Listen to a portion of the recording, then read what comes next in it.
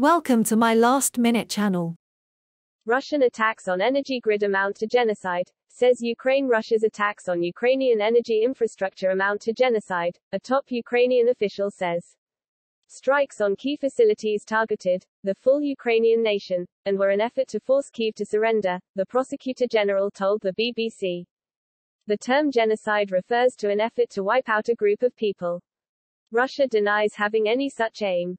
Millions of people across Ukraine are facing power cuts in freezing weather, following sustained Russian attacks. Efforts are ongoing to reconnect homes cut off from electricity. Officials say Kherson has now been fully resupplied, following the city's recapture by Ukrainian troops earlier this month.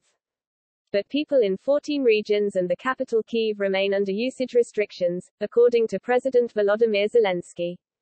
Genocide involves the intent to destroy, in whole or in part, a national, ethnic, racial or religious group, according to a definition provided by the UN Genocide Convention. Among the acts which may qualify are killing or causing serious harm to members of that group, or forcibly transferring its children elsewhere. In his BBC interview, Ukrainian Prosecutor General Andriy Kostin said that, as well as the attacks on the energy grid, 11,000 Ukrainian children had been forcibly deported to Russia. Mr. Kostin said his office was investigating reports of more than 49,000 war crimes and crimes of aggression since Russia launched its full-scale invasion on 24 February. The same pattern of conduct was being seen in every Ukrainian settlement occupied by Russian forces, he observed. A war crime constitutes a violation of the so-called rules of war set out by international treaties including the Geneva Conventions. Among other things, the conventions stipulate that civilians must be protected. Russia has been repeatedly accused of breaking this rule. Shelling of residential buildings in Dnipro over the weekend left one person dead and 13 others injured, according to the governor of the wider region.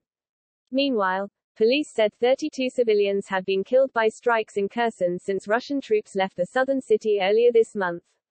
On Saturday, Ukraine marked the 90th anniversary of the Holodomor, a man-made famine that killed millions of people during Soviet rule. Of the war crimes seen since Russia invaded in February, Mr. Kostin said 260 people had been indicted and 13 verdicts had been issued by Ukrainian courts. He called for the creation of an international ad hoc tribunal, supported by countries of the whole civilized world, who opposed the invasion to hold Russia to account.